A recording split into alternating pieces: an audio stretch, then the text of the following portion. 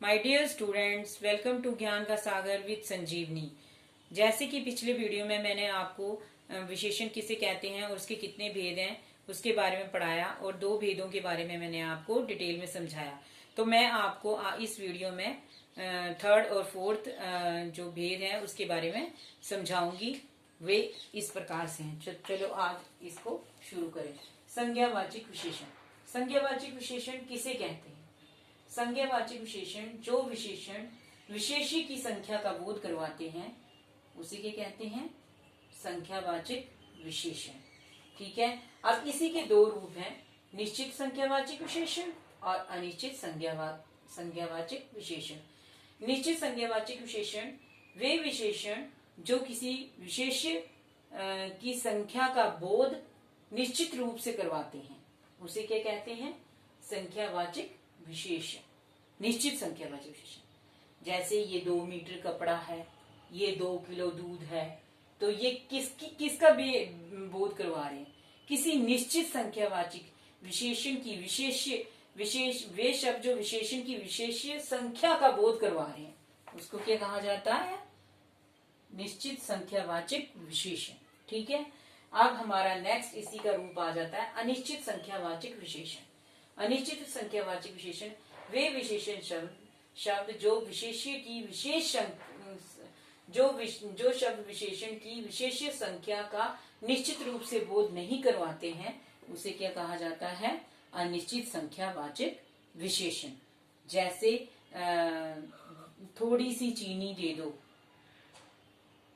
कुछ चावल दे दो, तो पक्का नहीं है, निश्चित नहीं है कि विशेष्य की वो कौन सी निश्चित संख्या का बोध करवा रहे हैं। ठीक है। तो क्या हो गया? ये अनिश्चित संख्यावाचक विशेषण हो गया। ठीक है। अब नेक्स्ट हमारा आ गया सर्वनामिक या संकेतवाचक विशेषण। सर्वनामिक विशेषण और संकेतवाचक विशेषण। ठीक है। वे सर्वनाम जो संज्ञा के स्थान पर प्रयुक्त होकर उसकी विशेषता को बताते हैं वो क्या होते हैं? सर्वनामिक या संकेतवाचक विशेषण। जैसे ये कपड़ा है। ठीक है। ये क्या आ गया? सर्वनामिक या संकेतवाचक विशेषण। ठीक है। अब आ गया संज्ञावाचक और परिमाणवाचक विशेषण में अंतर। ठीक है। अब हमने इसके 4 रूप आपको पढ़ा दिए। ठीक है। विशेषण के 4 रूप हमने आपको पढ़ा दिए, लेकिन हमने अब आपको समझाना है कि संज्ञावाचक और परिमाणवाचक विशेषण में क्या अंतर होता है। संज्ञावाचक विशेषण में जिसमें गिनती की जा सकती है, जैसे हम किसी भी चीज की गिनती कर सकते हैं। जैसे हमने 2 किलो दूध लेना है, 2 किलो चावल लेने हैं, तो इसकी क्या है? गिनती की जा सकती है कि इतने हमने चीज लेनी है। ठीक है। तो परिमाणवाचक विशेषण किसे कहते हैं? जिसकी गिनती नहीं की जा सकती, जिसको नापा तोला जा सकता है। ठीक है। उसको क्या कहेंगे? परिमाणवाचक विशेषण। जैसे 2 किलो राइस दे दो, 4 किलो आटा दे दो, तो क्या करेंगे? उसको नाप तोल के देंगे ना, गिनती तो नहीं की जाएगी उसकी। और संख्यावाचक विशेषण क्या होती है? जिसकी गिनती की जा सकती है। जैसे 4 पेंसिलें दे दो। ठीक है। ये क्या हो गया? संख्यावाचक विशेषण। परिमाणवाचक विशेषण 4 किलो आलू दे दो, 10 किलो आटा दे दो, तो ये आ गया आपका परिमाणवाचक विशेषण। समझ आ गया संज्ञावाचक और परिमाणवाचक विशेषण में क्या अंतर होता है? ठीक है। अब नेक्स्ट हम पढ़ेंगे सर्वनाम और सर्वनामिक विशेषण में अंतर। संज्ञा और सर्वनाम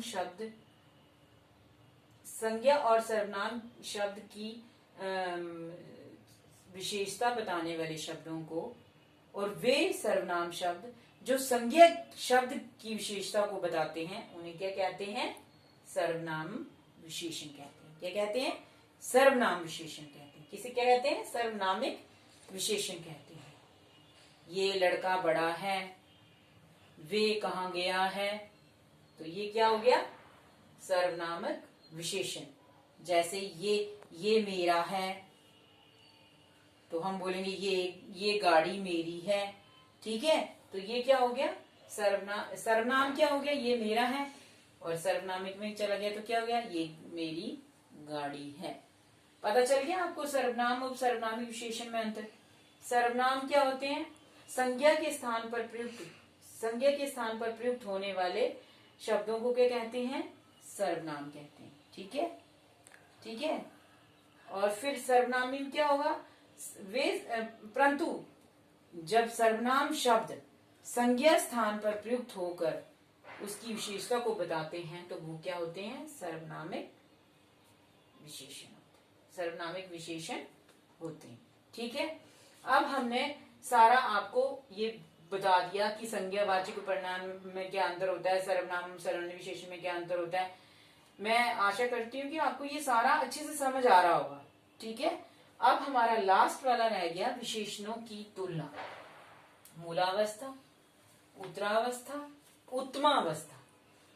मूलावस्था क्या होती है, जिसमें किसी एक पर्सन के बारे में बात की जाती है, वो क्या होगी, मूलावस्था।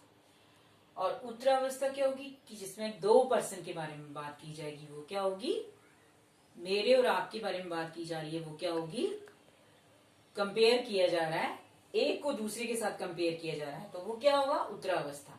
और उत्तमा अवस्था वो होगी जिसमें एक से अधिक व्यक्तियों के बारे में, एक से अधिक व्यक्तियों को उसमें शामिल किया जा रहा है, वो क्या होगी, ठीक है, बहुत सारे व्यक्तियों को उसमें जोड़ा जा रहा है, वो क्या होगी, उत्तमावस्था।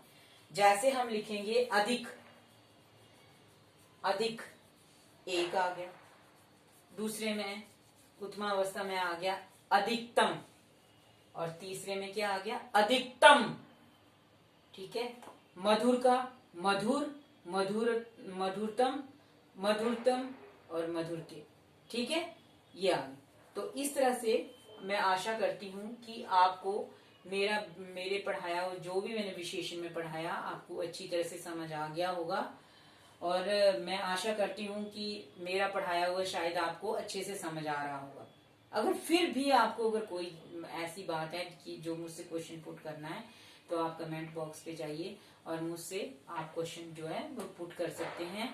थैंक यू, धन्यवाद।